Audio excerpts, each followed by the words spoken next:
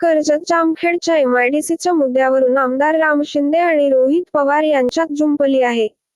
याबाबत उपमुख्यमंत्री अजित पवार यांना प्रसारमाध्यमांनी विचारले असता, "मग मी काय करू?" असे उत्तर अजित पवार यांनी दिली. राम शिंदे साहेब सांगतील त्या पद्धतीने तो मुद्दा सुटेल असे उपमुख्यमंत्री अजित पवार यांनी म्हटल्याने राजकीय वर्तुळात चर्चांना उधाण आले आहे. राष्ट्रवादी काँग्रेसचे आमदार रोहित पवार यांच्या मतदारसंघात अजित पवार हे भाजपच्या राम शिंदेंना बळ देत असल्याची चर्चा रंगली आहे. दरम्यान उपमुख्यमंत्री अजित पवार पुढे बोलताना म्हणाले की, कर्जत जामखेडच्या एमआयडीचा मुद्दा नियमाच्या चौकटीत बसवून सोडवावा लागेल. तिथे तरुण-तरुणींना रोजगार कसा मिळेल याचा विचार केला पाहिजे.